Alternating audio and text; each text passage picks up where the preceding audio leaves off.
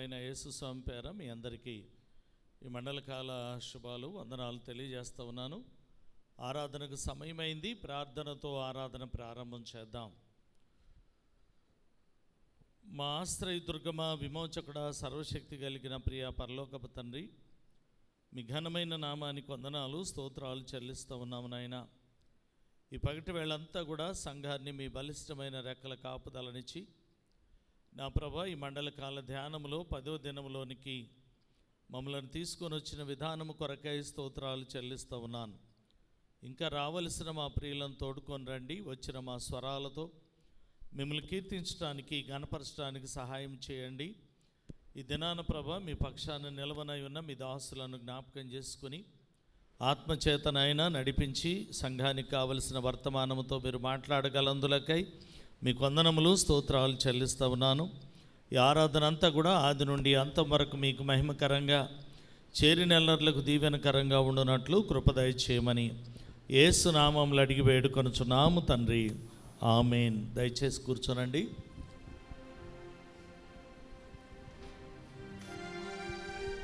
సాయంకాల ఆరాధనలోకి వెళ్ళటగాను ఆంధ్ర క్రైస్తవ కీర్తన పుస్తకంలో నుండి అనుబంధంలో చూడండి 712వ కీర్తన పాడుతూ దేవుని మహింపరుస్తూ ఆరాధనలోనికి మనం ప్రవేశిద్దాం. బైబిల్లో కీర్తన పుస్తకాల్లో 695, లెంట్ పుస్తకాల్లో 84.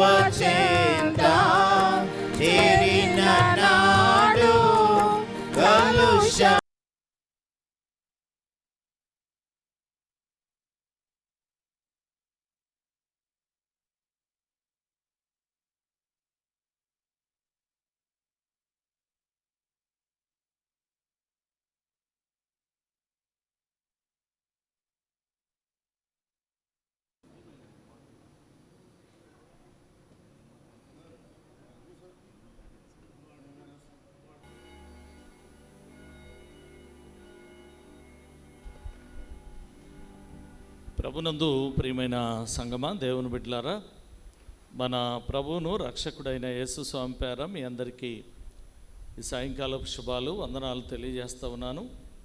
ఆరాధనకు సమయమైంది. ప్రార్థనతో ఆరాధన ప్రారంభం చేద్దాం.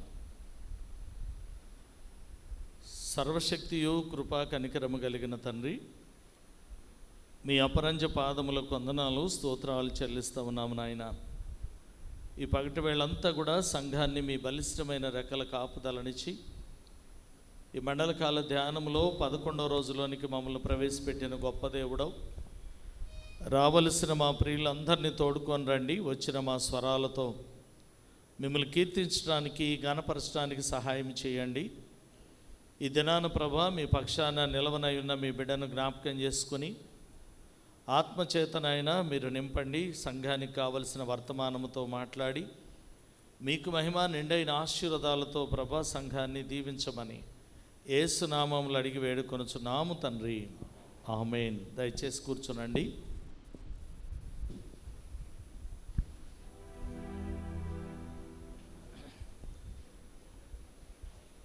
సాయంకాల ఈ మండలకాల ధ్యానాలలో 11వ రోజు కొరకు ఏర్పాటు చేయబడిన ఈ ఆరాధనలో మనం సాయంకాల ఆరాధన కొరకు ఆంధ్ర క్రైస్తవ కీర్తన పుస్తకంలో 205వ కీర్తన మనం మొన్న మొదటి నుండి 7 వచనాలు వాడుకున్నామండి. పెద్ద కీర్తన 14 వచనాల వరకు. ఈరోజు 8వ చరణం నుండి 14వ చరణం వరకు ఉన్నటువంటి భాగాన్ని వాడుకుందాం. ఆంధ్ర క్రైస్తవ కీర్తన పుస్తకంలో 205వ కీర్తన పల్లవి 8వ చరణం నుండి 14వ చరణం వరకు పాడి ఆరాధనలోనికి ప్రవేశిద్దాం. లెంట్ పుస్తకాలు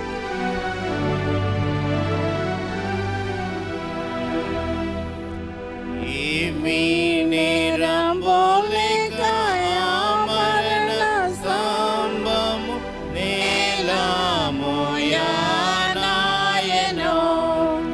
నా యేసు ఎంత ఘోరమునాయెను. ఈ మానవులు యెరూషలేము బయటకు దియ నేమి నేరము దోచెను. నా యేసు ఎంత ఘోరమునాయెను. నా దేవా నన్నెందుకు నా మంచు మరపెడితివి. నా యేసు నమ్మి విలువబడితివి. ఏ దిక్కులేనట్టు యూదాళికకు పడితివి. నా యేసు ఎంత ఘోరమునాయెను.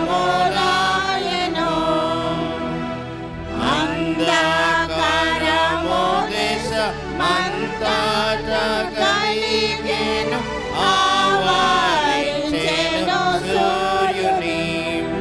నా యేసు ఆలయపు తెర చిరిగెను. బంధ స్తంభము నుండి బహు గొప్ప స్తంభముతో పిలిచేదమేమిట్లను. నా యేసు ఎంత ఘోరమునాయెను. ఓ తండ్రి నీ చేతి అప్పగించుచున్నాను ఓనరంగా నా ఆత్మను. నా యేసు అని ప్రాణమును వీడెను. ఏ తప్పిదము లేక నీ పాటు నొందితివి. ఎంతో వింతైన నిల్చును.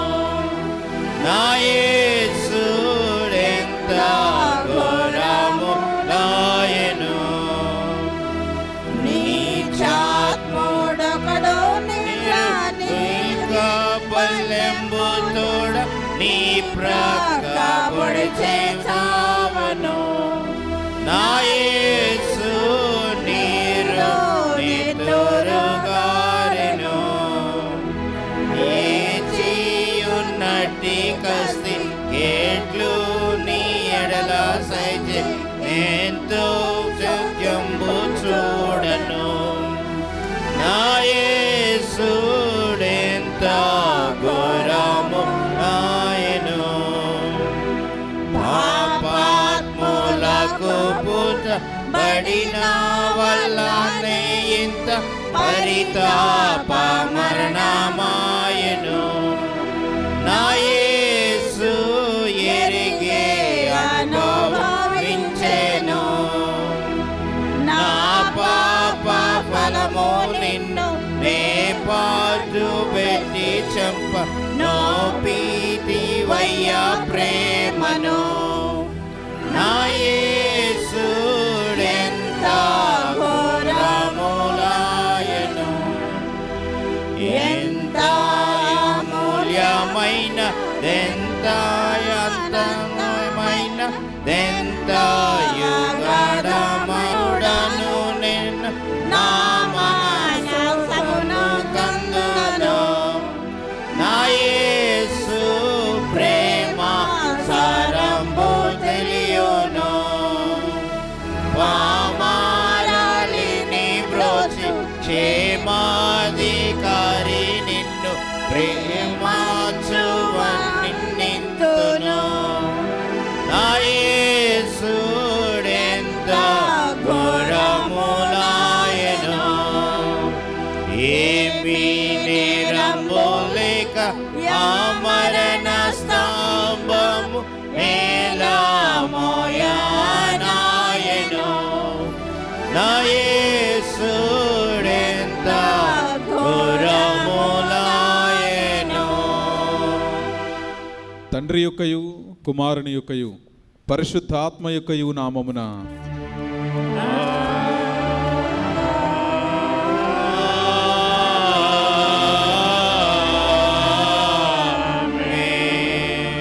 ఓ ప్రభువా, నా పెదవులను తెరువుము. అప్పుడు నా నోరు నీ స్తోత్రమును బయలుపరచును. ఓ దేవా, నన్ను విడిపించుటకు త్వరగా రమ్ము. ఓ ప్రభువా, నా సహాయమునకు త్వరగా రమ్ము. తండ్రికిని కుమారునికిని పరిశుద్ధాత్మకును ఆదియందు ఇప్పుడెల్లప్పుడు యుగ యుగముల ఉండునట్లు మహిమ కలుగుగాక. ఆమేన్, ఆమేన్, ఆమేన్. దయచేసి కూర్చునండి.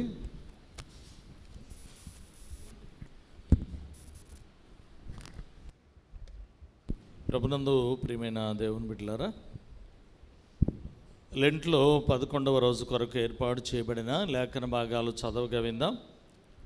పాత నిబంధన పాఠ్య భాగం సంఖ్యాకాండం 21వ అధ్యాయం 4 నుండి 9 వచనాల వరకు జి కొండలరావు గారు చదవాలని మనవి చేస్తూ ఉన్నాను. పత్రిక పాఠ్య భాగం హెబ్రీలకు రాసిన పత్రిక 3వ అధ్యాయం 1 నుండి 6 వచనాల వరకు కాగితాల మాధవి గారు చదవాలని మనవి. పాత నిబంధన పాఠ్య భాగం కొండలరావు గారు.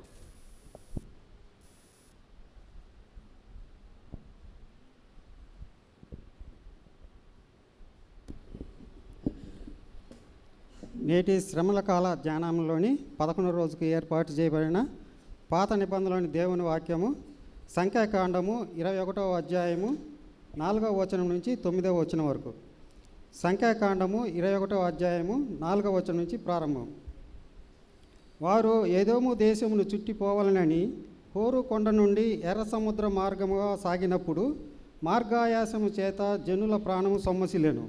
కాగా ప్రజలు దేవునికి మోషేకును విరోధంగా మాట్లాడి, ఈ అరణ్యంలో చచ్చుటకు ఐగుప్తు దేశం నుండి మీరు మమ్మల్ని ఎందుకు రప్పించితిరి? ఇక్కడ ఆహారము లేదు, నీళ్లు లేవు, చవిసారము లేని ఈ అన్నము మాకు అసహ్యమైనదనిరి. అందుకు యెహోవా ప్రజలలోనికి తాపకరమైన సర్పములను పంపెను. అవి ప్రజలను కరువుగా ఇశ్రాయేలులో అనేకులు చనిపోయిరి. కాబట్టి ప్రజలు మోషే యొద్దకు వచ్చి, మేము యెహోవాకును నీకును విరోధంగా మాట్లాడి పాపము చేస్తిమి. యెహోవా మా మధ్య నుండి ఈ సర్పములను తొలగించున్నట్లు ఆయనను వేడుకొనమనిరి. మోషే ప్రజల కొరకు ప్రార్థన చేయగా, యెహోవా నీవు తాపకరమైన సర్పము వంటి ప్రతిమను చేయించి స్తంభం మీద పెట్టుము. అప్పుడు కరవబడిన ప్రతి వాడును దాని వైపు చూచి బ్రతుకునని మోషేకు సెలవిచ్చెను. కాబట్టి మోషే ఇత్తడి సర్పం ఒకటి చేయించి స్తంభం మీద దాన్ని పెట్టెను. అప్పుడు సర్పకాటు తినిన ప్రతి వాడు ఆ ఇత్తడి సర్పమును నిదానించి చూచినందున బ్రతికెను. ఏర్పాటు చేయబడిన ప్రార్థనలోని దేవుని వాక్యం ఇంత పర్యంతం. ఓ ప్రభువా, మమ్మను కనికరింపము. దేవునికి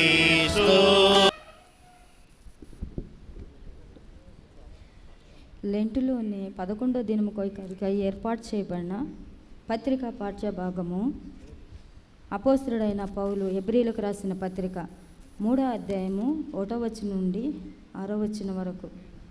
హెబ్రీలకు రాసిన పత్రిక 3వ అధ్యాయము 1వ వచనం నుండి ప్రారంభం. ఇందువలన పరలోక సంబంధమైన పిలుపులో పాలు పొందిన పరిశుద్ధ సహోదరులారా, మనం ఒప్పుకొనిన దాన్ని అపోస్తలుడును ప్రధాన యాజకుడనైన యేసు మీద లక్ష్యముంచుడి. దేవుని ఇల్లంతట్లో మోషే నమ్మకముగా ఉండినట్టు ఈయన కూడా తను నియమించిన వానికి నమ్మకంగా ఉండెను. ప్రతి ఇల్లు ఎవడైనాను ఒకని చేత కట్టబడును, సమస్తము కట్టినవాడు దేవుడే. ఇంటికంటే దానిని కట్టిన వాడెక్కువ ఘనత పొందినట్లు ఈయన మోషే కంటే ఎక్కువగా మహిమకు అర్హుడుగా ఎంచబడెను.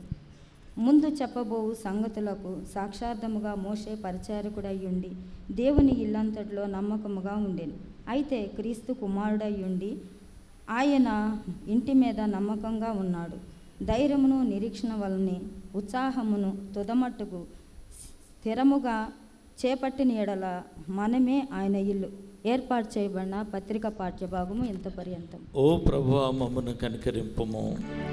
దేవునికి స్తోత్రము కలుగును గాక.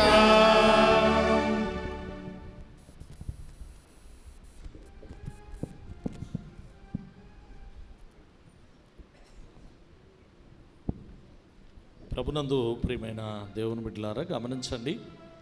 మరి లెంట్లో 11వ రోజు కొరకు మనకి దైవ సందేశాన్ని అందించడానికి శ్రీమతి పి హెలెన్ రాణి గారు మన చర్చ్ కాంపౌండ్ వాస్తవ్యులు. బట్ వారు ఈరోజు మనకి దైవ సందేశాన్ని అందించటకు గాను ఆంధ్ర క్రైస్తవ కీర్తన పుస్తకంలో నుండి 208వ కీర్తన పాడుతూ దేవుని మహింపరుస్తూ వాక్య ధ్యానములోనికి మనం ప్రవేశిద్దాం.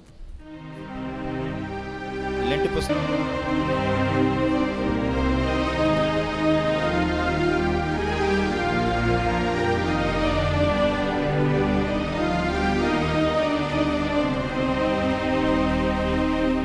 హర్షమే ఎంతో హర్షమే క్రీస్తు కార్యము హర్షమే ఎంతో హర్షమే హర్షమే తద్భక్త వరులకు అద్భుతంబగు యేసు క్రియల హర్షమై హృదయంబు నందలి కలుషమం ధ్వంసింపచేయు హర్షమే ఎంతో హర్షమే క్రీస్తు కార్యము హర్షమే ఎంతో హర్షమే మరణము బాధితుడైన ప్రభు ఆందోళనతో దారుని జీవించి మరలను దాయరుష ముందు చూచుట హర్షమే ఎంతో హర్షమే క్రీస్తు కార్యము హర్షమే ఎంతో హర్షమే పురిపురం సించునొకత స్తంభమునను స్మరణవక స్వామి అంతము కరణతో మోక్షంబు సాగుట హర్షమే ఎంతో హర్షమే క్రీస్తు కార్యము హర్షమే ఎంతో హర్షమే ఏలిక సువిడసాల మాన్ప పాలునా దేవాలయ పుతర చీలపోవును రెండుగా జన జాలి మాశ్చర్యమును పొందుట హర్షమే ఎంతో హర్షమే క్రీస్తు కార్యము హర్షమే ఎంతో హర్షమే సిలువపై యేసు శపించిన కలులకై దేవుని పితాయని పిలచి వీరం బావు మాంచను ప్రేమతో జీవాంబు విడుచుట హర్షమే ఎంతో హర్షమే క్రీస్తు కార్యము హర్షమే ఎంతో హర్షమే నెయ్యమున విభుడేసునాదు ఈయరులకై ప్రాణమీయ వ్రయ్యలాయుధ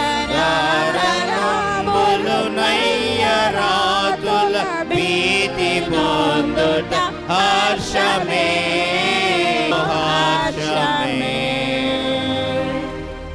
మన తండ్రి అయిన దేవుని నుండి ప్రభు అయిన యేసు క్రీస్తు నుండి కృపయు సమాధానం మీకు కలుగునుగాక. ఆమేన్. దయచేసి కూర్చునండి. అందరికీ వందనాలండి. మరి దేవుడు ఈ 11వ రోజున నాకు ఇచ్చిన అవకాశానికి దేవదేవునికి వందనాలు. మరి సంఘం పాస్టర్ గారికి, పెద్ద పాస్టర్ గారికి, చిన్న పాస్టర్ గారికి, సంఘంలో హెడాక్ కమిటీ, సంఘ సభ్యులు, నా సహోదరులు సహోదరులు, చిన్న బిడ్డలు, యవనస్తులు అందరికీ మరి ఒకసారి నా చిన్నప్పటి సండే స్కూల్ తరపున మీ అందరికీ దేవుని కృతజ్ఞతలు తెలుపుకుంటున్నా. చిన్న ప్రార్థన చేసుకొని వాక్య ధ్యానంలోకి వెళ్దాం. సర్వశక్తిరా మహోన్నతుడా సృష్టికర్త మహోన్నతుడా, గత సంవత్సర కాలం అంతా మమ్మల్ని కాపాడినావు, మరి ఒక సంవత్సరంలోకి మమ్మల్ని నడిపించినావు తండ్రి. నైనా ప్రభా ఇప్పుడు సమయం ఇచ్చినావు ప్రభా, సంరక్షణ ఇచ్చినావు తండ్రి. మరి నైనా ప్రభా నా తండ్రి నా ద్రాక్ష తోటకు ప్రభా నా తండ్రి యేసయ్య ప్రభ కాపు వస్తుందన్న ఆశతో ప్రభ యజమాన్ని రిక్వెస్ట్ చేసుకున్నాడు సేవకుడు ప్రభ. ఆ విధంగా మరి ఒక సంవత్సరాన్ని మాకు అనుగ్రహించినావు ప్రభ. మరి ఈ సంవత్సరం మేము ఏపుగా ఎదిగేలాగా మంచి ద్రాక్షాలు ఫలించేవారిగా, ఆత్మీయంగా ఫలించేవారిగా మమ్మల్ని నడిపించండి, సహాయం చేయండి ప్రభా. ఇప్పుడు నేను ప్రభా నా తండ్రి వాక్యాన్ని మాట్లాడబోతున్నాం ప్రభా. నైనా మోషే గురించి మీ గురించి మాట్లాడే బాధ్యతను నాకు అనుగ్రహించినావు ప్రభా. మీ సిలువ చాటు నన్ను మరుగుపరచండి, మీ నోటి బూరుగా వాడుకోండి. మీరు బిడ్డల ఆత్మీయంగా బిడ్డలకు ఏం ఆహారాన్ని అనుగ్రహించిన ఉన్నావు అదే అనుగ్రహించండి. నేను కాదయ్యా మాట్లాడేది, మీరు మాట్లాడండి అయ్యా. ఏ బిడ్డ కూడా ప్రభా నా తండ్రి బాధపడకూడదు, నా తండ్రి విసుక్కోకూడదు ప్రభా నా తండ్రి యేసయ్య. మంచిగా నీ ఆత్మీయ ఆహారాన్ని కడుపు నిండా భుజించి చక్కగా ఆశీర్వాదకరంగా ప్రభా జీవాహారాన్ని పొందుకున్న అనుభూతితో ఇంటికి వెళ్ళే భాగ్యం దయచేయండి. అది నుంచి అంతం వరకు మీరే తోడుగా ఉండండి ప్రభా. సమయాన్ని ప్రభా నా తండ్రి యేసయ్య మీ స్వాధీనంలో ఉంచుకోండి ప్రభా నా తండ్రి. సమయం మించకుండా సమయంలో ఏ వాక్యాన్ని అందించాలో, ఏ ఆహారాన్ని అందించాలో అదే మీరు అనుగ్రహించమని నాయనా ప్రభు మీరే తోడుగా ఉండి సహాయం చేయమని యేసునామం పేరిట అడిగి వేడుకుంటున్నాను తండ్రి. Amen amen. మరి ఈ సంవత్సర కాలంలో మనము 11వ రోజు లెంటు 11వ రోజులో మనం ప్రవేశించినాము. ఈరోజు చదివిన వాక్యాన్ని పాత నిబంధనలో సంఖ్యాకాండము, మరి ఇశ్రాయేలు యాత్ర కొంచెం పక్కకు మరి కొంచెం పక్కకు జరిగి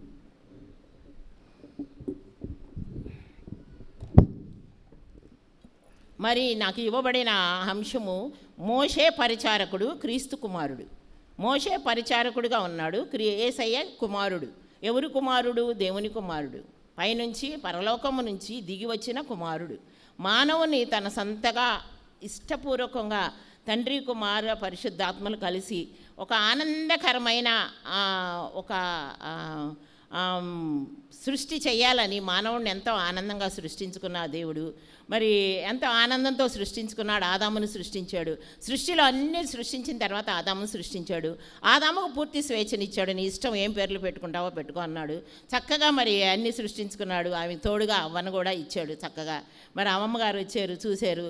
మరి అమ్మమ్మను గారిని చూడగానే ఆదాము ఏం చేయాలి? దేవునికి స్తోత్రాలు చెప్పాలిగా. అబ్బాయి ఎంత చక్కని నారీని ఇచ్చేవు అనకుండా, ఆహా నాలో నుంచి దిగబడింది కాబట్టి నారీ అనుకుని ఆయన థ్యాంక్స్ చెప్పాలి అక్కడ.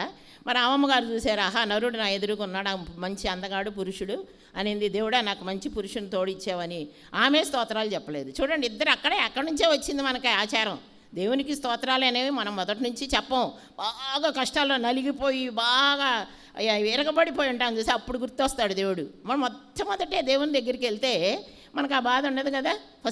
మనం ఎప్పుడైతే కష్టంలోకి శ్రమలోకి ఎంటర్ అవుతున్నామో మరి అప్పుడే దేవుని దగ్గరికి వెళ్తే ఆయన ఇవ్వాల్సిన సలహా ఇస్తాడు.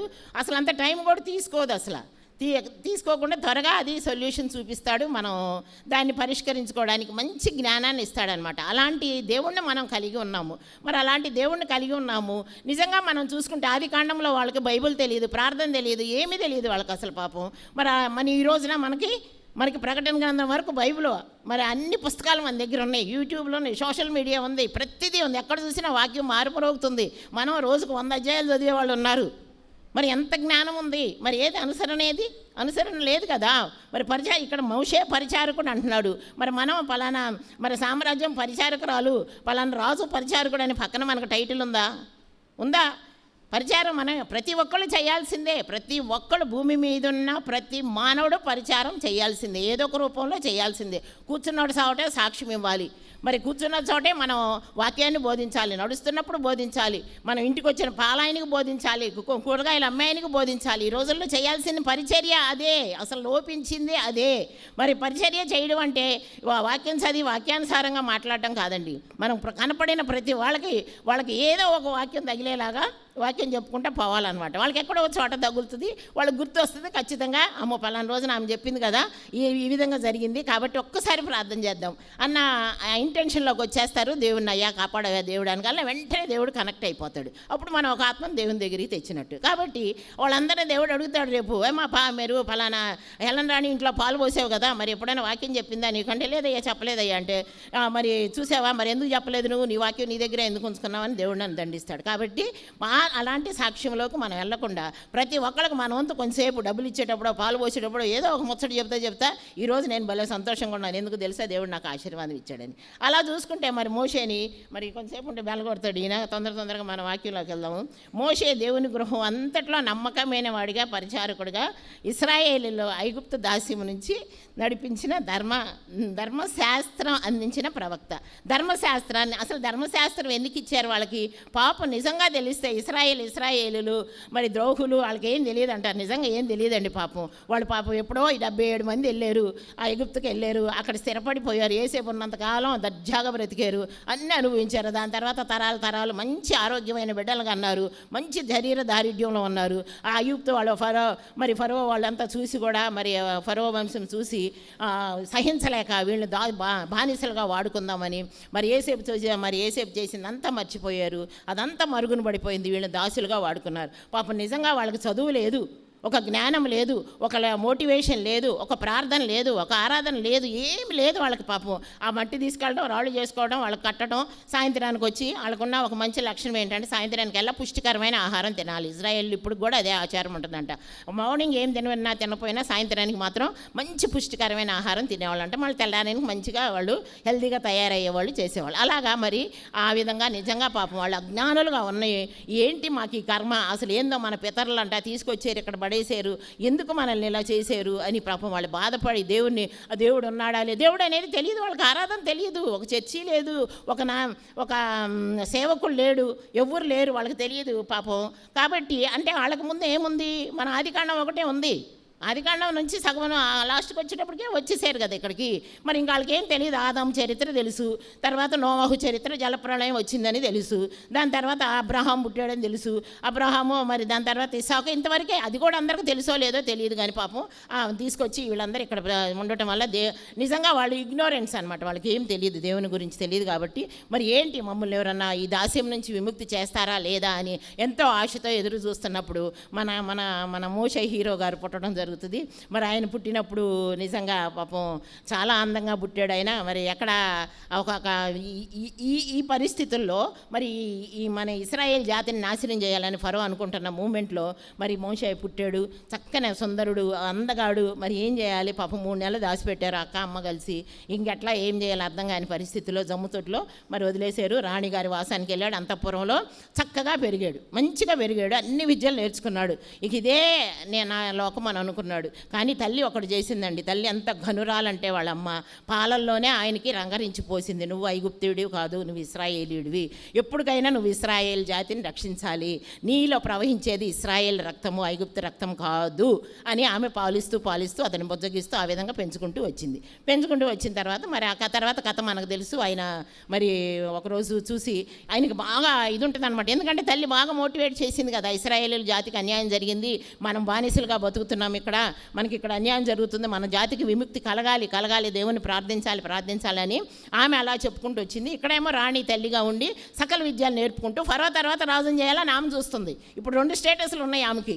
ఇక్కడ ఈ సొంత తల్లి ఏమో నా బిడ్డలకు నువ్వు నాయకుడు అయితే బాగుండని ఆశించింది ఆ తల్లి. ఇక్కడ చూస్తేనేమో ఈ తల్లి ఏమంటుంది, మా నాన్న తర్వాత నువ్వు వారసుడు అవ్వాలి, ఐగుప్తులు నేలాలని. దేవుడు ఎట్ట ఒప్పుకుంటాడండి ఇశ్రాయేల్ బిడ్డని ఐగుప్తుకి? అక్కడ పెంచాడు ప్రొటెక్షన్ కోసం. కానీ అక్కడ రాజు అయితే ఆయన ఎట్లా ఒప్పుకుంటాడు? ఇశ్రాయేల్కి రాజు అవ్వాలి కదా.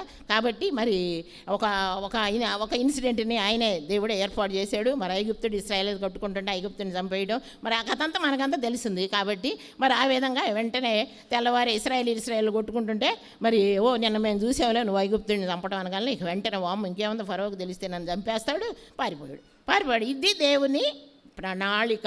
దేవుడు ప్రణాళిక వేసాడు. మరి డైరెక్ట్గా మోసే నువ్వు అరణ్యానికి వెళ్ళమంటే వెళ్ళడుగా, డైరెక్ట్గా వెళ్ళమండి. నేను ఎందుకు వెళ్తాను దేవుడా? నేను అంతఃపురంలో పెరిగాను, రాణి కొడుకుని, ఫరో తర్వాత నేను సింహాసనం అధిష్ఠించాలైతే ఏంది నువ్వు అడవి పొమ్మన్నావని ఎదురు తిరుగుతాడుగా. అందుకని అట్లా కాకుండానే చక్కగా దేవుడు ప్రణాళిక ప్రకారం ఆ ఇన్సిడెంట్ని క్రియేట్ చేసి అరణ్యానికి వచ్చాడు. ఇక్కడ ఇత్రో గారు ఎదురు చూశాడు. అక్కడ ఇత్రో గారిని ప్రేరేపించాడు దేవుడు. మరి కూతుర్ని ఇచ్చాడు, పెళ్లి చేశాడు. ఎవరు కూడా తెలియదు. చక్కగా కూతుర్ని ఇచ్చాడు, ఆదరించాడు, గొర్రెల్ని ఇచ్చాడు, చక్కగా మేపుకోయా అన్నాడు. ఆయన బ్యాక్గ్రౌండ్ చూడలా. రాజా నువ్వు రాజరికంలో పెరిగావా, మంచి విలువిద్యలు వచ్చి అవన్నీ మనకి రాలా. చో అనుకోవడం, గొర్రెలు తోలుకోవడం, వెళ్ళిపోవడం, దేవుడిని ప్రార్థించుకోవడం. అది అక్కడ ట్రైనింగ్ ఇచ్చాడు దేవుడు. ఇచ్చాడు. తర్వాత ఇక మరి మోషే ఇక నేను నాయకుడిని చేస్తానంటే నేను నాయకుడు అవటం ఏంది, నాకు అసలు మాటే రాదు, అసలు నేను ఎవరు వాళ్ళకి తెలియదు, నన్ను క్వశ్చన్లు వేస్తారు, నువ్వు నన్ను ఇంకొకరిని చూసుకో దేవుడు అని దేవుడికి ఆప్షన్ ఇస్తున్నాడు. నువ్వు ఇంకొకరిని చూసుకో, అయ్యా నా వల్ల కాదు అని మరి అలా మాట్లాడినప్పుడు మరి ఇక్కడ యేసయ్య ఏమంటున్నాడు, మరి దేవుడు ఏమంటున్నాడు, కాదు నువ్వే నాయకుడు అవ్వాలని మరి అన్నాడు. ఇక్కడ మరి పరిచారకుడు, అసలు మోషేకి పరిచారకుడు అనే పదం ఎందుకు వచ్చింది? పరిచర్య చేసేవాడిని పరిచారకుడు అంటాడు. మరి పరిచర్య ఎలా చేయాలి? అసలు మనం నిజాయితీగా చేస్తున్నామా లేదా? పరిచర్య అనేది నిజాయితీగా చేస్తున్నామా లేదా? మరి దేవుని ఇల్లంతటిలో నమ్మకమైన వాడని అంత పెద్ద టైటిల్ పొందుకున్నాడు ఆయన. అసలు నిజంగా దేవుని చేత పొగడబట్టడం అంటే ఎంత అదృష్టకరం అది అసలు. మరి అబ్రహాము నా విశ్వాసపాత్రుడు, నా స్నేహితుడు అన్నాడు. మనం అనిపించుకుంటున్నామా దేవునితో? మనం ఒక్క మాట అనిపించుకున్నామా? ఒక టైటిల్ ఇప్పించుకుని జనం ఎన్ని అవార్డులు ఇస్తే మనకెందుకు? బెస్ట్ టీచర్ అవార్డు ఇవన్నీ ఇస్తే మనకెందుకండి?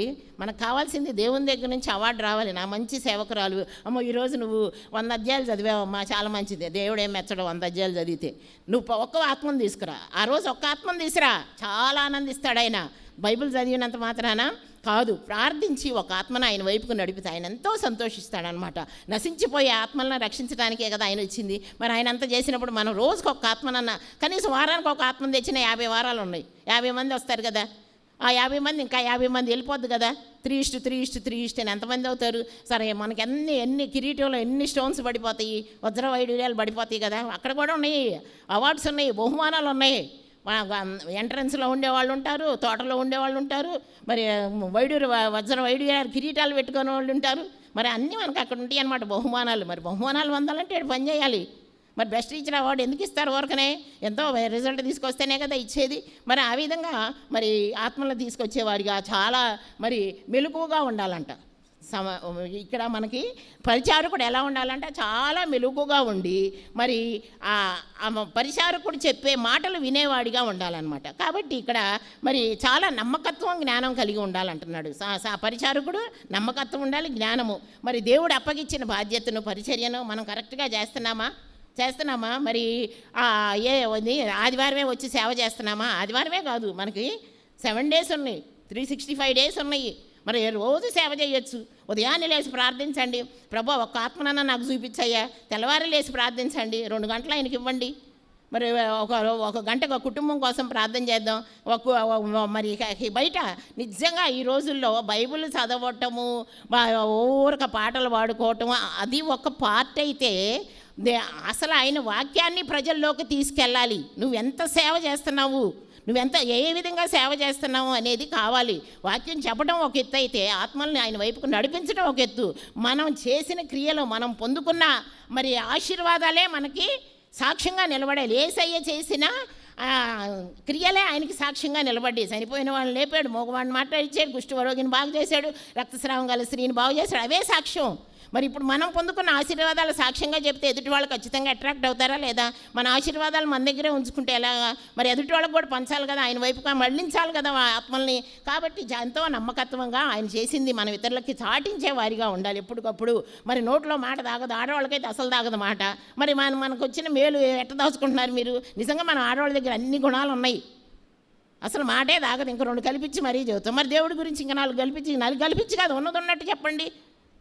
నాకు ఇన్ని మేలు చేశాడని చెప్పండి. నాకు నేను అది కొనుక్కోవాలనుకుంటే ఇది కొనిపించాడు, ఒక ఇల్లు అనుకుంటే 4 ఇళ్ళు ఇచ్చాడు, మరి నా బిడ్డకి ఉద్యోగం అంటే 4 ఉద్యోగాలు వచ్చినాయి. మరి ఎంత ఆశీర్వాదం చూడండి అంటే ప్రతి ఒక్కరికి ఆశ కలుగుతుంది. ఓహో, యేసయ్య దగ్గరికి వస్తే ఇన్ని ఆశీర్వాదాలు ఉంటాయా, నేను కూడా వస్తానమ్మా, నాకు కూడా నేర్పి అని ఖచ్చితంగా ఆయన వైపు తిరిగే వాళ్ళలాగా ఉంటారు. మరి ఆధ్యాత్మిక ఆహారం పంచడంలో ఇతరులకు మనం ఆధ్యాత్మిక ఆహారాన్ని మనం ఇస్తున్నావా?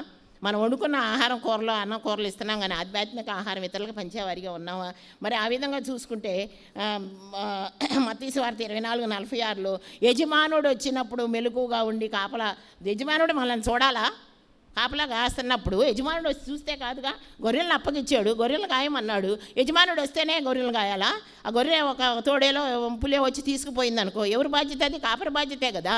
కాబట్టి యజమానుడు వస్తాడు చూస్తాడు అని కాదు, మనంతా మనం నిజాయితీగా ఆనెస్ట్గా లాయల్గా మన డ్యూటీ మనం చేసేవారిగా ఉండాలి. ఒకళ్ళు చూస్తున్నారని ప్రార్థన చేయకూడదు, ఒకళ్ళు చూస్తున్నారని సేవ చేయకూడదు, ఒకళ్ళు చూస్తున్నారని ఉపవాసం ఉండకూడదు. మన కొరకు మనం ఉండాలి, మన ఆత్మరక్షణ కొరకు, మన కుటుంబ రక్షణ కొరకు, మన ఫ్రెండ్స్, మన పగవారు, విరోధులు, చుట్టుపక్కల ఉన్న వాళ్ళు, మన నైబర్స్, కొలీగ్స్ అందరి కొరకు ప్రార్థించేవాడిగా ఉండాలి. ఎవరిని కూడా డిలీట్ చేయడానికి లేదు. ఆమె తిట్టిందా, ప్రభా తిట్టిందయ్యా, క్షమించాయా, ఇంకోసారి నాతో మాట్లాడేటట్టు చేయయ్యా అన్నట్టు మనం దేవుణ్ణి ప్రార్థించేవారిగా ఉండాలన్నమాట. మనలో ఈ లక్షణాలు ఉన్నాయా లేవనేది మనమే పరీక్షించుకోవాలి. మరి ఇలాగే మోషే పట్ల మరి దేవునికి ఒక ప్రణాళిక ఉండబట్టి తీసుకొచ్చాడు. మరి నువ్వు నాయకుడిగా ఉండయా అని నడిపించాడు. మరి ఇక్కడ నేను మిమ్మల్ని గురించి ఉద్దేశించిన సంగతులు నేరెరుగుదును, సమాధానకరమైన ఉద్దేశాలే కానీ అవి హానికరమైనవి కాదని ఇర్మియా భక్తుడి ద్వారా తెలియజేస్తున్నాడు. మన పట్ల ఆయనకున్న ఉద్దేశాలన్నీ కూడా అన్ని ఆశీర్వాదకరమైనవి, సమాధానకరమైన. హాని ఎప్పుడైనా చేశాడా దేవుడు మనకి? నిజంగా మనం చేస్తాం కానీ అసలు ఆయన ఎప్పుడన్నా హాని చేసే దేవుడా? ఎంత జాలి, దయ, ప్రేమ, కృప, అసలు ఎంత ఆశ్చర్యకరుడు, అద్భుతకరుడు. ఎన్ని పేర్లు ఉన్నాయి ఆయనకి, చెప్పుకుంటూ పోతే చెప్తానే ఉంటాయి అన్నమాట. అన్ని పేర్లు ఉన్నాయి ఆయనకి. అంత దయగల తండ్రి, అంత ప్రేమగల తండ్రి, అంత కృపగల తండ్రి. ఉచితంగా అతని రక్తాన్ని చిందించి మనల్ని రక్తంలో కడిగి శుద్ధులుగా చేసి ఎప్పటికప్పుడు శుద్ధులుగా అంటున్నాడు. మళ్ళీ పాపం ఈరోజు మనం సంస్కారం తీసుకున్నాం, నిన్న మళ్ళీ వచ్చే 1వ తారీఖు వరకు మనల్ని మనం శుద్ధులుగా ఉంచుకుంటున్నామా? మరి దేవుని దగ్గర మళ్ళీ పాపక్షమాపణ కోరుకొని మళ్ళీ సంస్కారంలో పాల్గొంటున్నామా? సంస్కారం తీసుకొని బయటికి రాగానే కేకలు వేసుకుంటూ పోతాం. ఇంటికి వెళ్ళగానే ఆ పని చేయలేదా, ఈ పని చేయలేదా, అనువాదం చేయలేదు, ఇది చేయలేదు, ఇంకెందుకు సంస్కారం తీసుకోవడం? ఏది శాంతి సమాధానం? ముందు మనం మాదిరిగా ఉండాలిగా, ఎదుటి వాళ్ళు మాదిరిగా. అమ్మో ఈమె క్రీస్తు బిడ్డ, ఈమెను కదిలిస్తే అమ్మో అనే భయం ఎదుటివాడికి కలగాలంటే యేసయ్య మనలో ఉండాలి, ఆ వెలుగు మనలో కనపడాలి. ఎదుటివాడు పలకరించడానికి భయపడాలన్నమాట. అంత పవర్, యేసయ్య పవర్ మనలో ఉండాలి. అమ్మో ఈమెను కదిలిస్తే మనకు శాపాలే, ఆమె దగ్గర అన్ని ఆశీర్వాదాలే. యేసయ్య అంటే ఆమె దేవుడు, అన్నీ ఆశీర్వదించేవాడే. మరి చూడండి ఎంత దానియేలు మరి సింహాల బోన్లో ఉంటే ఆయనే హాయిగా నిద్రపోయాడు ముచ్చట చెప్పుకుంటే వాడితో.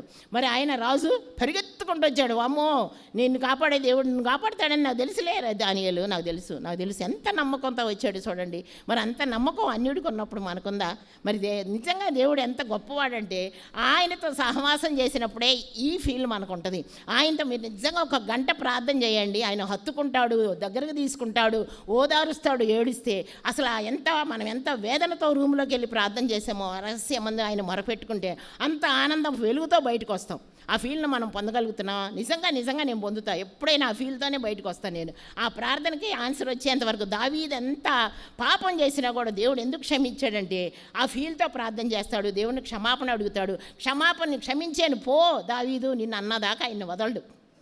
అందుకే అంత ఆశీర్వదించబడ్డాడు. కాబట్టి మనం కూడా ఆయన్ని ఆశీర్వాదాలు పొందుకునే వారిగా, ఆయన ఊరక ప్రార్థన చేసాము అని బయటికి రాకూడదండి. మనం ప్రార్థన చేసి దానికి ఆన్సర్ పొందుకొని, ప్రభువా నిజమేనా, ఒప్పుకున్నావా, మరి సబ్మిట్ చేశాను నేను, నన్ను క్షమించావా అంటే ఆ క్షమించానమ్మా అంటాడు, చెయ్యిస్తాడు, ఓదారుస్తాడు, భుజం తడతాడు, అన్నీ చేస్తాడు. ఆయన అన్నీ చేయగల దేవుడు సమర్థుడు. మరి అట్లా ఆ విధంగా చూసుకుంటే గొర్రెల కాపరిగా ఆయన స్వరం విన్నాడు. ఎక్కడ విన్నాడు ఆయన? గొర్రెల కాపరిగా అడవిలో మరి దేవుని స్వరం విన్నాడు. ఎక్కడ విన్నాడు? ఎక్కడ? పొదలో మండుతున్నప్పుడు ఏంటి చెట్టు పొద కాలటం లేదు, మంట మండుతుందని చూశాడు. అప్పుడు దేవుని స్వరం అని గుర్తుపెట్టాడు. మరి స్వరం మనం వింటున్నామా? తెల్లవారుజామును పిలుస్తాడు ఆయన, అర్ధరాత్రులు పిలుస్తాడు. రాత్రుల్లో నిజంగా చెప్పాలంటే 3 o'clock టాయిలెట్ వచ్చిందంటే దేవుడు లేపాడని అర్థం, వేరే ఏం కాదు. ఆయన లేపుతున్నాడని అర్థం. మనం లేవాలి అంతే. నేచర్ కాల్ వచ్చిందంటే ఆయనే పిలుస్తున్నాడని అర్థం. ఇంకా నో అదర్ వే. గబగబ లేసామంటే నిద్రపోద్దామంటే మళ్ళీ నిద్రకు ఉపక్రమించడానికి మనకి ఇంకా అరగంట పడతాయి. అరగంట దేవుణ్ణి సేవించుకోవచ్చుగా, స్తుతులు చెప్పుకోవచ్చుగా. ఎంత ఇష్టమో ఆయనకు మరి తెల్లవారుజాము ప్రార్థన అంటే ఎంతో ప్రియమని. ఆ ప్రియమైన నిద్రను వదులుకొని నా బిడ్డ ప్రార్థన చేస్తుంది, నేను వెళ్తున్నానని స్తుతులు మానుకొని మన దగ్గరికి వస్తాడు, ఆశీర్వాదాలు కుమ్మరిస్తాడు.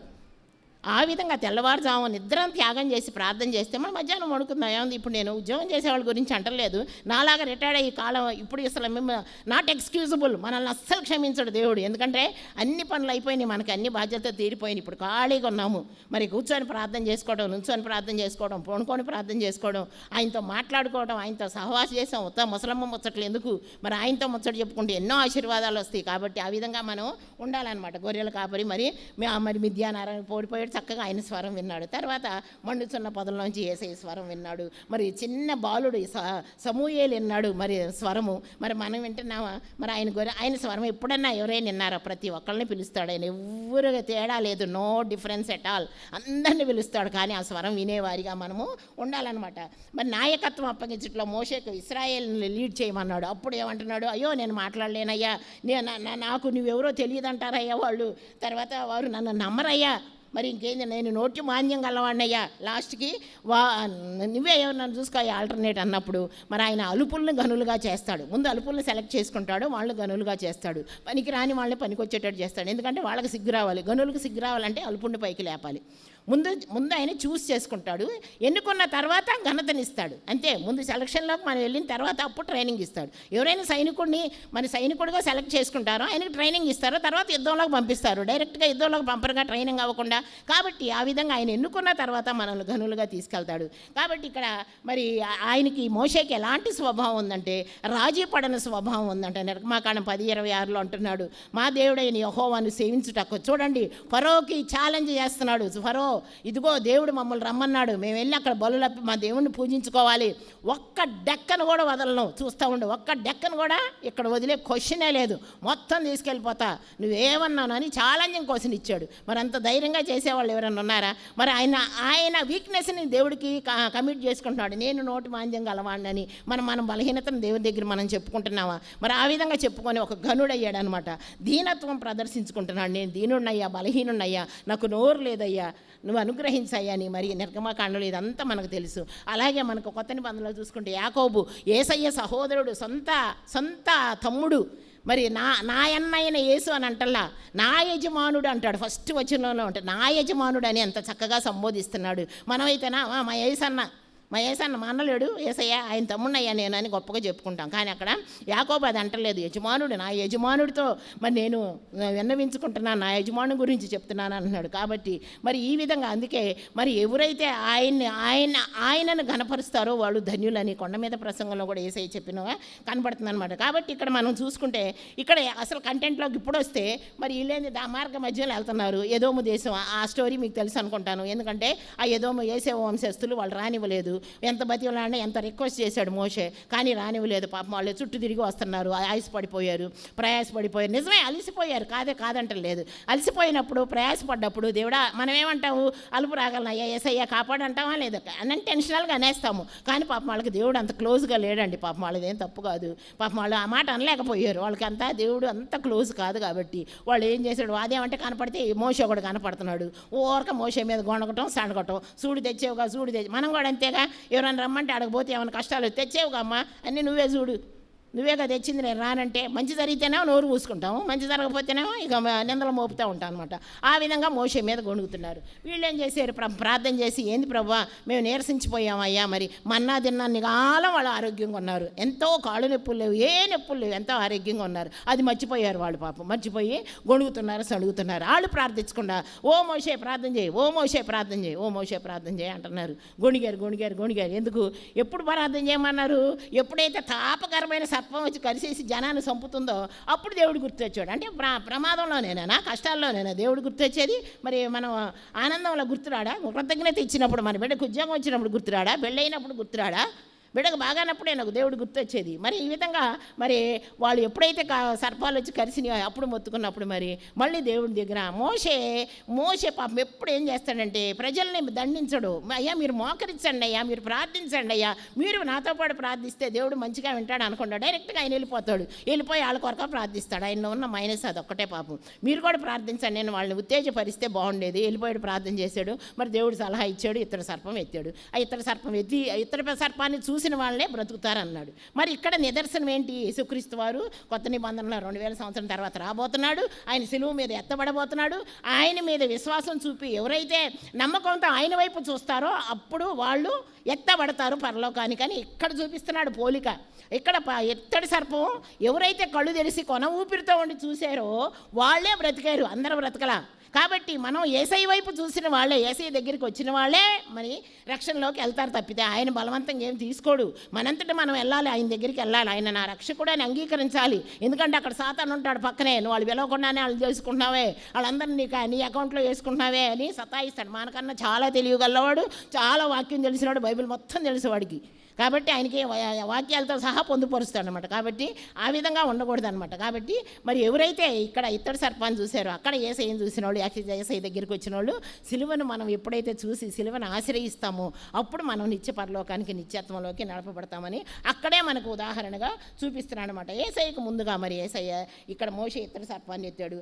ఆయన మన కోసం పాపముగా చేయబడ్డాడు. ఆయనకి ఏమన్నా పాపం ఉందా? పాపం అసలు ఎంత దారుణంగా ఆయన్ని ఎంత దారుణంగా సిలువేశారు. ఎంతగా అసలు సత్రం అయింది. సత్రం నీది కాదు, నీకు స్థలం లేదని బయటికి నెట్టారు. మరి కిన్హాం సత్రం ఎవరిది? మరి ఈమె కోసం, రూతు కోసం బోయేజ్ కట్టించిన సత్రం, నా మనవాళ్ళు వస్తారు, నా సంతతి వస్తారని కట్టించిన సత్రంలో ఆయనకి స్థలం లేకుండా చేశారు.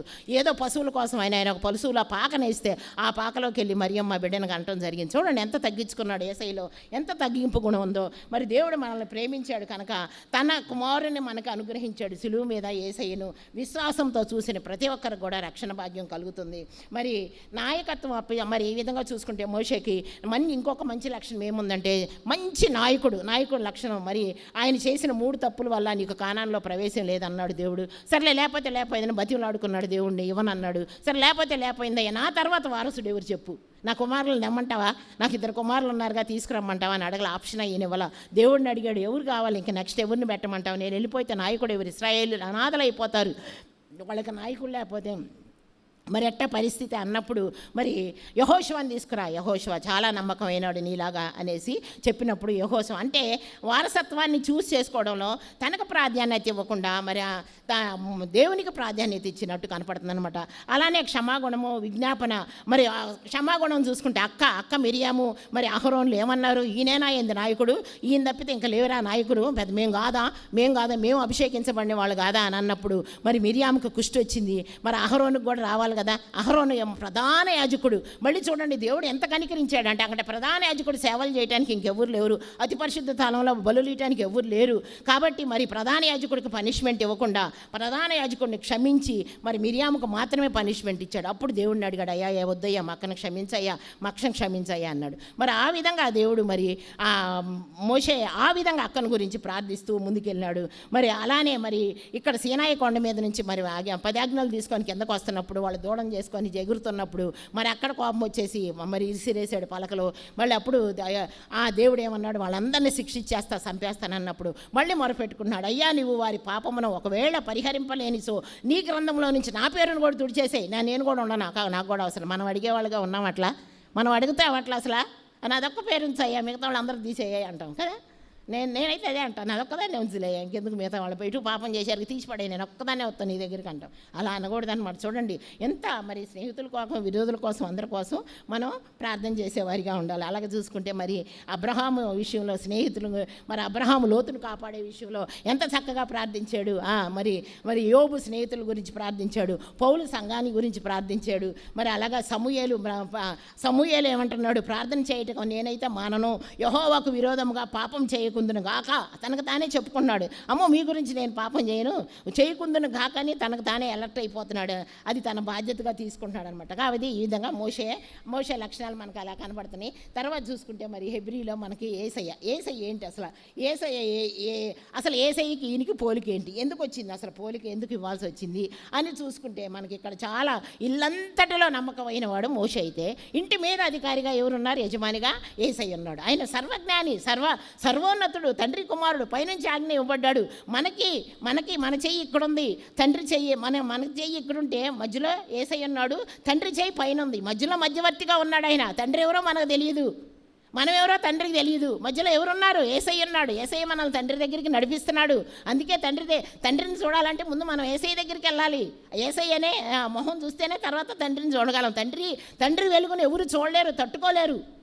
కాబట్టి తండ్రికి మనకి మధ్యన యేసయ్య ఉన్నాడు. కాబట్టి ఆయన దగ్గరికి వెళ్తే ఆయన మనకు చక్కగా మనకు అనుకూలంగా చూపిస్తాడనమాట ఆ మొహాన్ని. కాబట్టి ఒక్కసారి డైరెక్ట్గా తండ్రిని చూస్తే మనం తట్టుకోలేని వారిగా ఉంటామన్నమాట. కాబట్టి మరి పౌలు అంటున్నాడు, దోషకుడైన హింసకుడైన హానికరుడైన నన్ను తన పరిచర్యకు నమ్మకంగా నియమించాడు.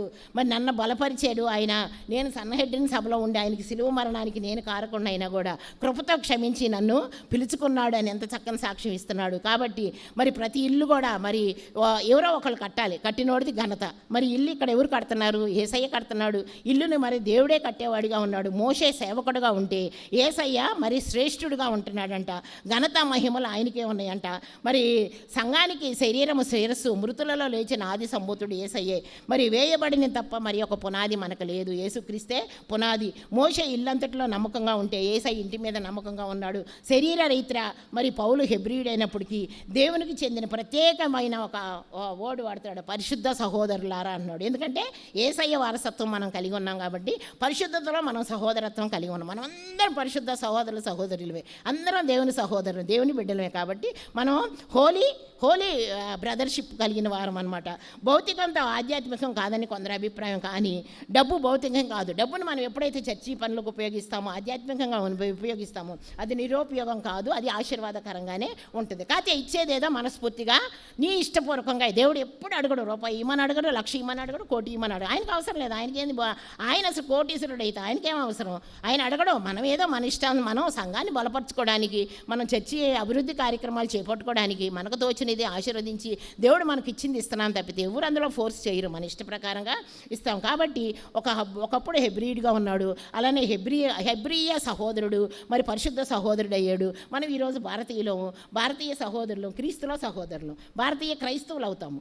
మరి అమెరికన్ క్రైస్తవులు అవుతారు. అట్లా మనకు ఒక జాతి ఉంటుంది. కాబట్టి జాతి పక్కన మనకి ఆధ్యాత్మిక స్టేటస్ను యేసయ్య మనకి ఇచ్చాడు. కాబట్టి ఆయన స్టేటస్ మనం పొందుకుంటే పరిశుద్ధ బిడ్డలుగా మనం ఒకరికొకరు సహోదరత్వాన్ని కలిగి ఉంటాము. యేసే ప్రధాన యాజకుడు అనే అంశం తీసుకుంటే దేవుని నుండి అపోస్తలుడు వచ్చాడు. ఆయన ప్రధాన అపోస్తలుడు, ప్రధాన యాజకుడు.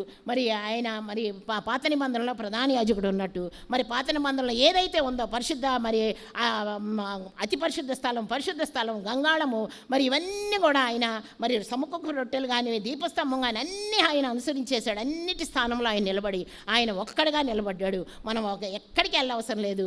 ఆయన దగ్గరికి డైరెక్ట్గా వెళ్తే చాలు.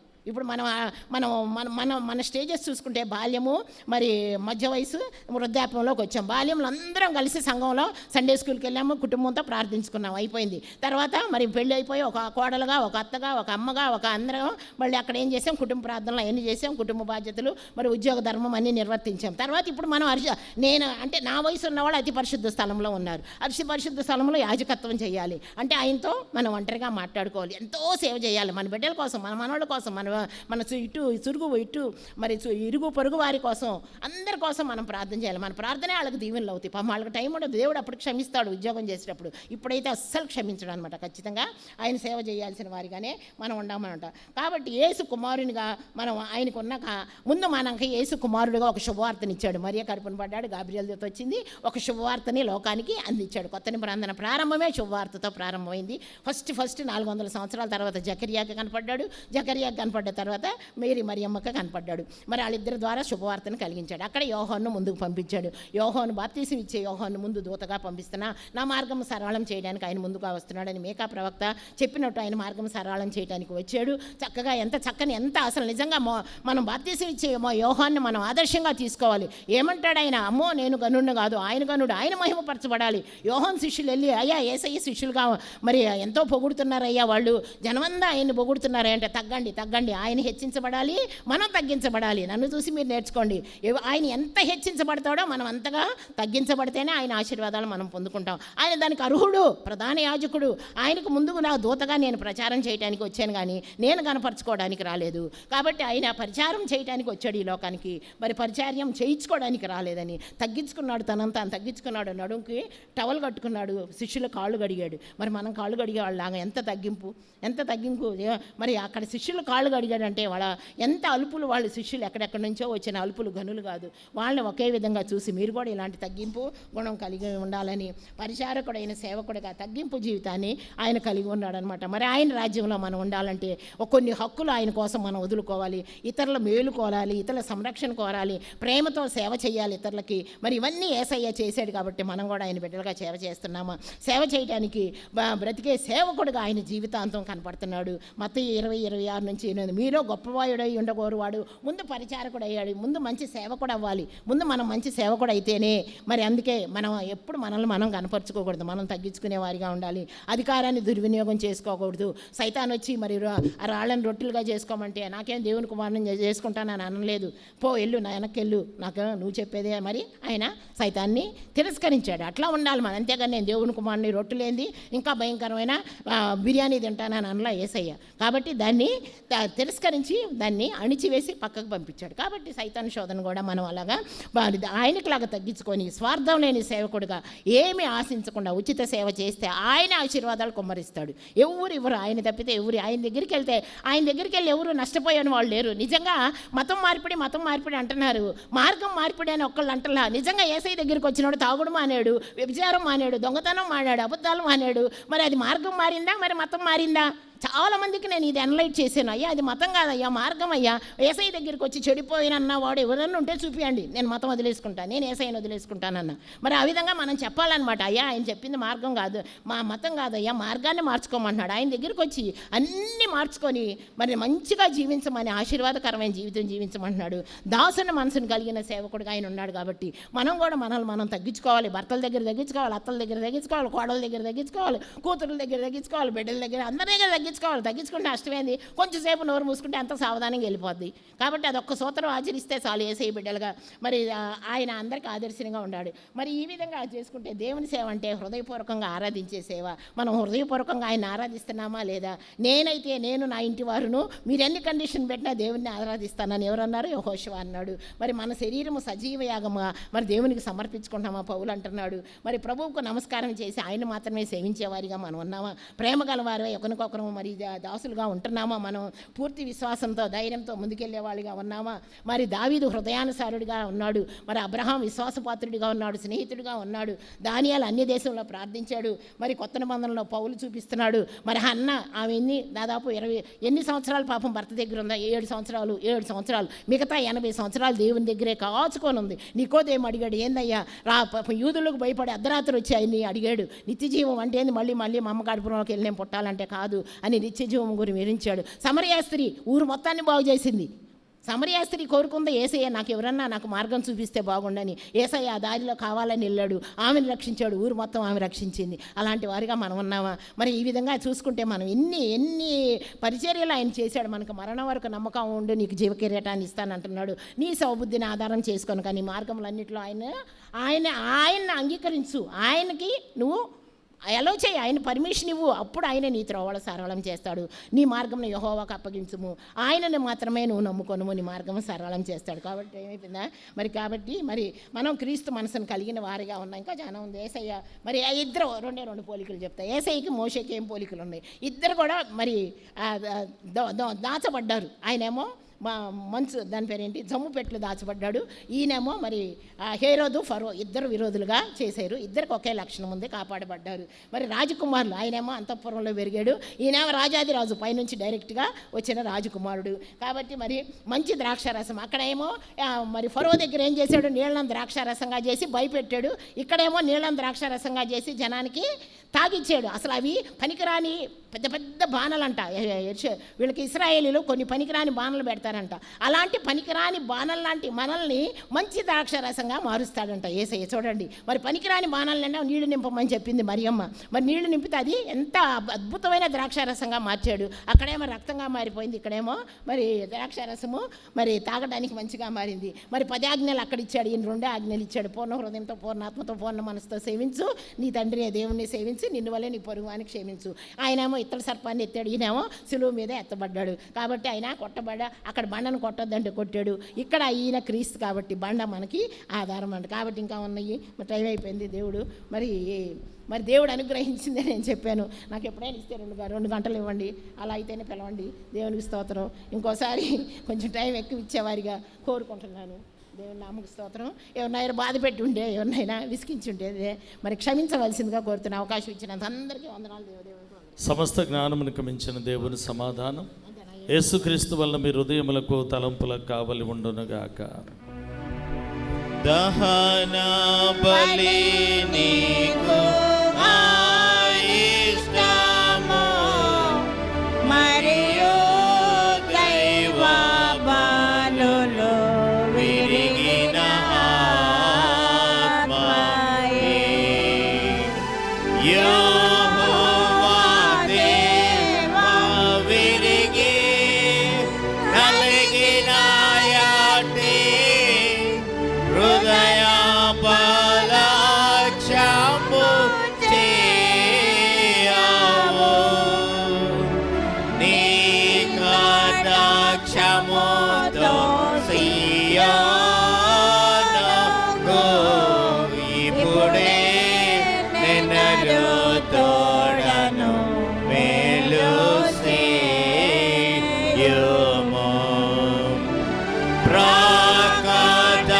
ప్రకటముగను యెరూషలేమునకు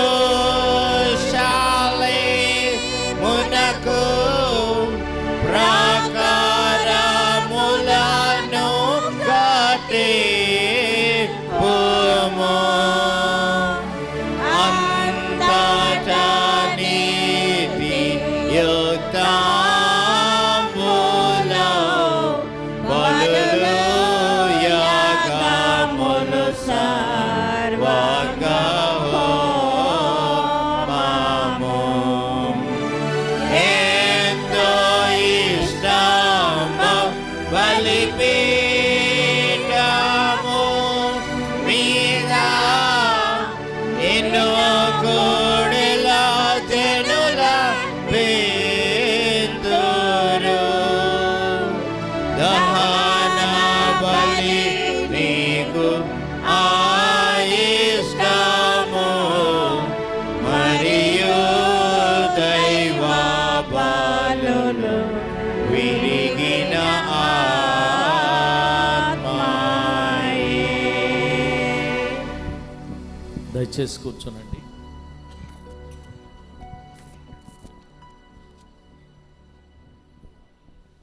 ప్రభునందు ప్రియమైన దేవుని బిడ్డలారా, మరి ఈరోజు మనకు వాక్యాన్ని అందించినటువంటి హెలెనా రాణి గారికి వందనాలు తెలియజేస్తూ ఉన్నాను. రేపు మనకి దైవ సందేశాన్ని అందించేవారు డాక్టర్ ఐ బాబురావు గారు రేపు మనకి వాక్యాన్ని అందిస్తారు. ఈ విషయాన్ని గమనించవలసిందిగా ప్రేమతో మనవి చేస్తూ ఉన్నాను. అదేవిధంగా మరి ఈ మండల కాల ధ్యానాల్లో ఈ చైర్స్ విషయం కూడా మనం అనౌన్స్ చేసినప్పుడు బండారు ప్రకాష్ రావు గారి కుటుంబం 5,000 రూపాయలు చైర్స్ కొరకు ఇచ్చారు. మేకల ప్రశాంత్ గారి జ్ఞాపకార్థం మేకల వరదానమ్మ గారు హారిస్పేట వాస్తవ్యులు 2,000 రూపాయలు చైర్స్ కొరకు ఇచ్చారు. వారికి నిండు వందనాలు తెలియజేస్తూ ఉన్నాను. అదేవిధంగా మరి వెహికల్స్ అయితే ఇక్కడ దాకా తీసుకొస్తున్నారండి, దయచేసి అట్లా తీసుకురావద్దు, కొంచెం వెళ్ళే వాళ్ళకి చాలా ఇబ్బందికరంగా ఉంటుంది. ఈ విషయాన్ని గమనించవలసిందిగా మనవి చేస్తూ ఉన్నాను. ఈ మండల కాల ధ్యానాల్లో మీరు మరి కానుకలు సమర్పించాలి అనుకున్న వారికి బాక్సులు పెట్టబడ్డాయి కనుక మీ కానుకల్ని ఆ పెట్టెల్లో సమర్పణ చేయాలని మనవి చేస్తూ ఉన్నాను. చివరి ప్రార్థన, ప్రభు ప్రార్థన దీవెనతో మనం ఈ ఆరాధన ముగించుకుంటాం. మోకరించగలిగిన వారు మోకరించండి, మిగతా వారు ప్రార్థనలో ఏకీభవించవలసిందిగా మనవి చేస్తూ ఉన్నాను. ప్రార్థింతుము. అల్ఫాయు ఒమేగాయైన మా ప్రియ పరలోకపు తండ్రి, నీ ఘనమైన శ్రేష్టమైన నామాన్ని బట్టి స్తోత్రాలు చెల్లిస్తున్నామయ్యా. నీవు చూపించిన ఉచితమైన కృపను బట్టి ఈ మండలకాల ధ్యానములోని 11వ దినములోనికి మేము చేరి ఉన్నాం. చేరిన మేము మా స్వరాల ద్వారా నిన్ను స్తుతించాం, ఆరాధన ద్వారా నిన్ను మహింపరిచిన్నాం. నీ పక్షమున నీ యొక్క దాసురాలను నిలబెట్టి వెత్తబడిన ప్రతి ఒక్క వాక్కును బట్టి నీకు స్తోత్రాలు చెల్లిస్తూ ఉంటున్నాం. వెత్తబడిన యొక్క వాక్యము మా హృదయంలో నీరు కట్టి ఫలించుటకు కావాల్సిన శక్తిని మా జీవితంలో మీరే ప్రసాదించండి. ఈ ఆరాధనలో పాల్గొని తలలో ఉంచిన ప్రతి ఒక్క బిడ్డను బట్టి ప్రార్థన చేస్తూ ఉండగా ఉదయం నుండి సాయంకాలం వరకు వారి యొక్క పనులు ముగించుకొని వారి యొక్క పనిపాటుల్లో మీరు అనుగ్రహించిన క్షేమాన్ని బట్టి నీకు స్తోత్రాలు చెల్లిస్తూ ఉంటున్నాం. ఈ ఆరాధనలో పాల్గొని నిన్ను స్తుతించే మంచి భాగ్యాలను వారి యొక్క జీవితంలో మీరే ప్రసాదించున్నారు. ఉపవాసము ద్వారా వారి యొక్క శారీరాన్ని నలగొట్టుకుంటూ నీ యొక్క సన్నిధానంలోనికి వచ్చిన బిడ్డలు బట్టి ప్రార్థన చేస్తూ ఉన్నాం. ఆ యొక్క బిడ్డలు చేస్తున్న ప్రతి ఒక్క విశ్వాస జీవితాన్ని బలపరిచి వారి యొక్క జీవితానికి కావాల్సిన రెట్టింపైన ఆశీర్వాదాన్ని మీరు అనుగ్రహించండి. మా సన్మార్క్ సెంటనరీ దేవాలయం కలిగి ఉన్న ప్రతి ఒక్క కుటుంబాన్ని బట్టి విజ్ఞాపన చేస్తుంటూ ఉండగా వృద్ధులు, చంటి బిడ్డలు, స్త్రీలు, పురుషులు, అదే రీతిగా యోజన సభ్యులు బట్టి ప్రార్థన చేస్తూ ఉన్నాను. ఎవరైతే అనారోగ్య స్థితిలో ఉంటూ ఉన్నారో వారికి కావాల్సిన సంపూర్ణమైన ఆరోగ్యాన్ని వారికి మీరే అనుగ్రహించి నడిపించండి. పరీక్షల కోసం సిద్ధపడుతున్న బిడ్డలు బట్టి ప్రార్థన చేస్తూ ఉండగా వారు రాస్తున్న ప్రతి ఒక్క పరీక్షల్లోనూ కావాల్సిన సమయోచిత జ్ఞానంతో మీరే నింపి రేపటి దినమున నీ యొక్క దాసునికి కావాల్సిన వర్తమానాన్ని నీ యొక్క పరిశుద్ధాత్మ ద్వారా నింపి ఈ రాత్రి వేళ తిరిగి మా యొక్క గృహంలోనికి వెళ్తూ ఉండగా రాత్రి వేళ మంచి విశ్రాంతిని దయచేసి వేకుజామున నీ యొక్క సన్నిధానంలోనికి వచ్చే పర్యంతము నీ రెక్కల చాళ్ళ కింద భద్రపరిచి నడిపిస్తారని కోరుచు సంఘపక్షం నా ప్రతి ఒక్క మనవి నీకే ఆరోపిస్తూ యేసు అతి పరిశుద్ధ నామాన్ని బట్టి వినముగా వేడుకుంటున్నాం పరమ తండ్రి, ఆమేన్. పరలోకమందున్న మా తండ్రి, నీ నామం పరిశుద్ధపరచబడుగాక, నీ రాజ్యము వచ్చుగాక, నీ చిత్తము పరలోకమందు నెరవేరుచున్నట్లు భూమి యందు నెరవేరునుగాక. మా అనుదిన ఆహారం నేడు మాకు దయచేయము. మా ఎడల అపరాధం చేసిన వారిని మేము క్షమించి ఉన్న ప్రకారము మా అపరాధములను క్షమించుము. శోధనలోనికి తేక దుష్టు నుండి మమ్మలను తప్పించుము. రాజ్యమును, శక్తియు, మహిమయు నిరంతరమును నీవే ఉన్నవి. ఆమేన్. ప్రభు నిన్ను ఆశీర్వదించి నిన్ను కాపాడునుగాక. ప్రభు నీకు తన సన్నిధిని ప్రకాశింపజేసి నిన్ను కరుణించునుగాక. ప్రభు నీ మీద తన సన్నిధి కాంతిని ఉదయింపజేసి నీకు సమాధానము కలుగ చేయునుగాక.